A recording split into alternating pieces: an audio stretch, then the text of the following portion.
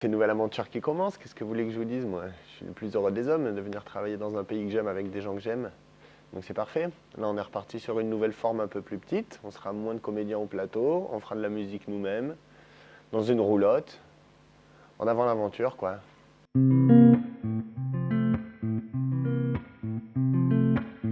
donc c'est l'histoire d'un géant. Un géant, c'est pas forcément quelqu'un de grand physiquement. Et je suis des débuts de l'aventure de Gargantua sur le travail qu'a initié Félicien Chevaux. Et souvent il joue dans les spectacles qu'il met en scène. Donc c'est vrai qu'il a besoin d'un regard extérieur, de quelqu'un qui soit à l'extérieur et qui puisse faire un peu de direction d'acteur, un peu de dramaturgie aussi.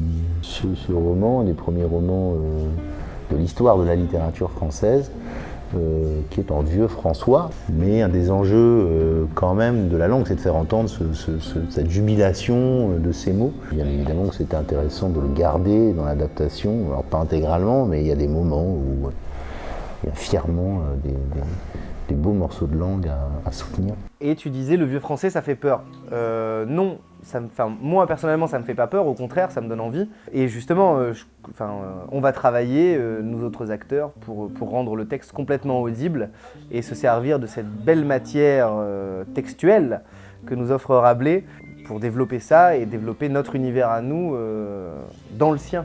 Voilà. Et on se pose encore plein de questions, c'est-à-dire est-ce qu'on garde que le vieux français, c'est-à-dire le français ancien du XVIe, de Rabelais. Son maître Socrate, prince des philosophes, le dit être semblable aux silènes. Les silènes estoient jadis de petites boîtes peintes au-dessus de figures frivoles, comme des harpies, des lièvres... Ou alors, est-ce qu'on met tout en français nouveau, ou est-ce qu'on invente aussi une langue comme le fait Rabelais? Voilà, il y a plein de possibilités qui s'offrent à nous. En fait, les comédiens sont là pour apporter des réponses à la lecture. Ils sont pas là ils sont là pour ouvrir des pistes et proposer des choses. Mais ils apportent beaucoup de réponses, en fait. Et le début paraît prometteur, on va beaucoup rigoler, je pense.